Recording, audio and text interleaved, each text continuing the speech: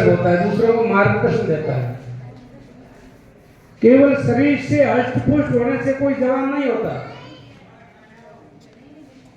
जिनका मनोबल जिनका तगड़ा है और रात और दिन समाज के कार्य के लिए, शुभ कार्य के लिए चिंतन करता है, समाज के लिए वो बेचैन रहता है, समाज के लिए प्रयत्न करता है, भले उनका शरीर दुबला है तो भी वो जवान माना जाता है। हमारे सभा के मार्गदर्शक, मैं सभा से इतना परिचित नहीं हूँ, आज्ञाराम जी से बहुत अच्छा हमारा प्रेम संबंध है। इन्होंने बहुत आग्रह किया कि आपको आना ही आना है, क्योंकि समय बहुत कम मिलता है, हर जगह सत्संग में वगैरह कार्यक्रम होते रहते हैं। फिर भी भगवान पीपे जी के शरणों में आने का हमारा भी सौभाग्य हुआ और आप सबों का, सज्जनों का मिलन, प्रेम भाव स्नेह का मिलन, सबों का दर्शन करने का अवसर मिला। मैं सबों को शुभकामना यही देता हूँ। मेरे पास देने के लिए तो कुछ नहीं है, लेकिन आपका जीवन, आपका परिवार सदा हमारे समाज में अग्रसर हो। ये जो युवा पीढ़ी, बच्चियां और बच्चे जो विद्या में, पढ़ाई में जो आगे बढ़ रहे हैं, बड़ी खुशी हो रही है। आज हमारा समाज बहुत अच्छे ढंग से जागृत हो रहा है, बहुत सही ढंग से जागृति आ रही है। और जागृति शिक्षा के बिना आती नहीं है। भले आप करोड़ों रुपए कमा लो, हजारों करोड़ों रुपया कमाने से जागृति नहीं आती है। जीवन में, परिवार में जागृति आएगी शिक्षा से, और जीवन का सही मार्गदर्शन शिक्षा के बिना नहीं है। आप भटक जाओगे।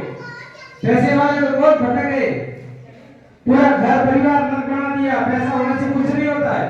हाँ, पैसे की जगह पैसे की जरूरत है, लेकिन जीवन में सर्वोपरि कोई वस्तु है वो शिक्षा है।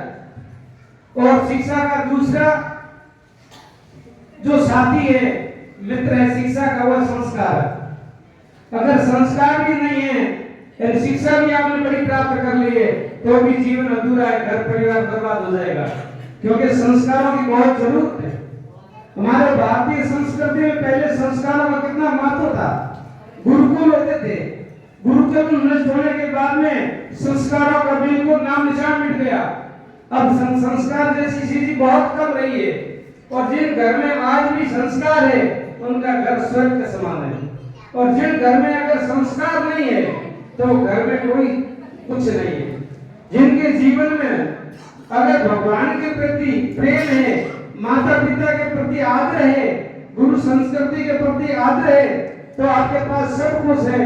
अगर धर्म के प्रति, माता पिता के प्रति और अपने समाज और संस्कारों के प्रति आदर नहीं है, तो आपके पास कुछ नहीं है। आप बिल्कुल धर्म में है, आप धोखे में है, आपके पास कुछ नहीं है, और आपको एक दिन पछताना पड़ेगा। जिंदगी ऐसी जियो तो जिंदगी में कभी पछताना न पड़े।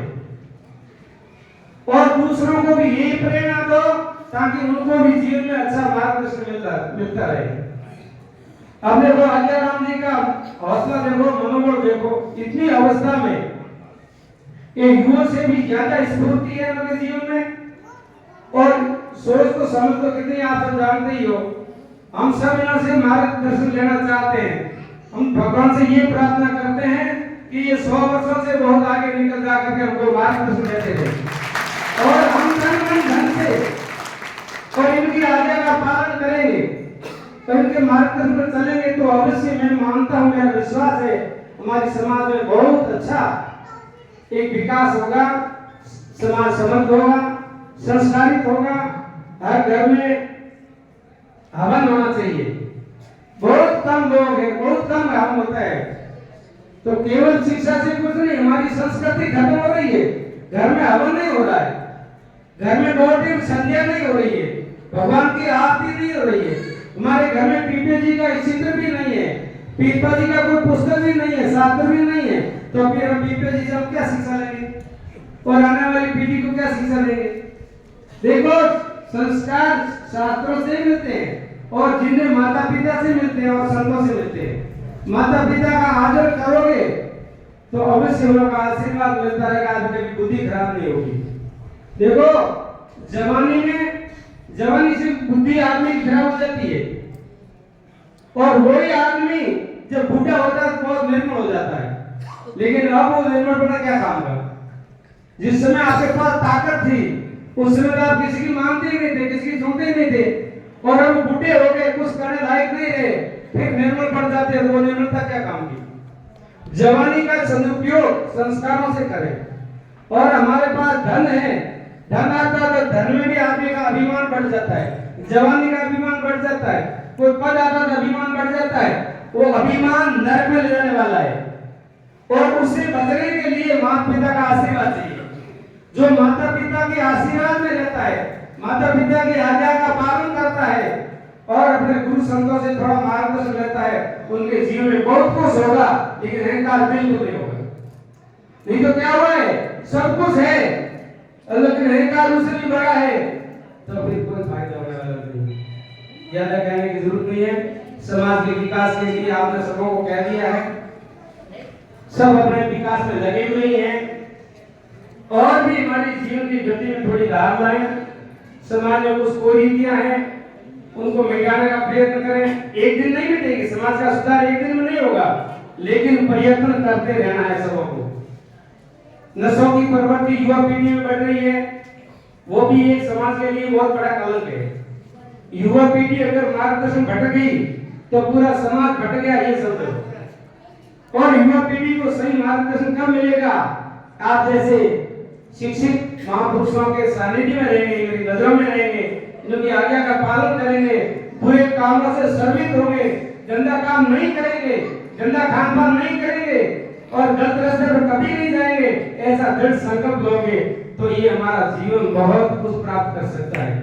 और हम जहाँ बैठे हैं ना, ये बहुत ही तपोभूमि है, ये हमारे आस्था का केंद्र है, ये हमारे धर्म स्थान है, ये धर्म केंद्र है। आप धर्म की कमाई करना चाहोगे तो भगवान पीपा से जुड़े रहोगे, ऐसे आश्रम से जुड़े रहोगे। और कोई भी देखो, पूरे भारत में हम सब एक हैं, पीपा क्षत्रिय समाज से हम सब एक हैं, कोई आगा पीछा नहीं है।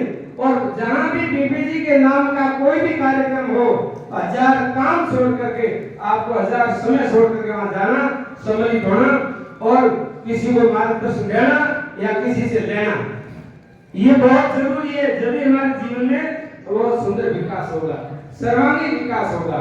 और सर्वांगीण विकास कैसे होगा, ये सम्मेलन जो है इसमें देखो सबों को बहुत अच्छी सी बातें सुनने को मिलती है। छोटे छोटे बच्चियों में अच्छा संस्कार होता है, बच्चों में अच्छे संस्कार पड़ेंगे।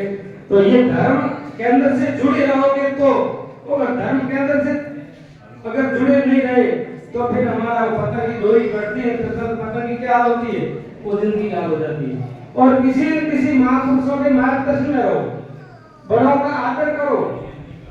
अब देखो एक तो बड़ी दुखी बात है कि आज वृद्धाश्रम खोलने की नौबत आ रही है। क्यों भाई, उनकी औलाद नहीं है, कोई उनका कोई कुटुंब परिवार है नहीं जो वृद्ध लोगों की सेवा नहीं कर सके। धिकार जीवन में है क्या, जीवन करोगे क्या तुम? ऐसी जीवन में धिकार जो माता पिता का कदर नहीं करता है, वो भूमि के ऊपर भार है, उसका जीना ही बेकार है। वृद्ध माता पिता घर में देवी देवता से भी बढ़कर होते हैं। भाग्यशाली होता है जिनके घर में वृद्ध माता पिता होते हैं। अभागियों के घर में माता पिता बूढ़े नहीं लेते, जो उनके पास पैसे बहुत हैं और रसीद कटा देते हैं, वृद्धाश्रम छोड़ देते हैं। धिक्कार ऐसी औलाद को जो सपने में ऐसा विचार करते हैं, कभी नहीं करना चाहिए। भूखे मर जाना, बाजार में बिकना तो बिक जाना, लेकिन माता पिता को कभी कष्ट मत देना अगर उनकी औलाद हो तो। जैसे तुम ससुराल जाओगी तो ससुराल में तुम्हारा माता पिता कौन है? सासू ससुर तुम्हारे माता पिता है। ठीक है, पति की जगह पति है, भाई की जगह भाई है, देवर की जगह देवर है, सब कुछ है, लेकिन उससे बढ़कर तुम्हारा कोई नहीं है, क्योंकि तुम्हारे पति को जन्म देने वाला जो माता पिता है वो तुम्हारा माता पिता है। आदर करना, तुम्हारी पढ़ाई अच्छी है, बढ़िया है, पद अच्छा मिल गया वो भी बढ़िया है, सबका आदर करना।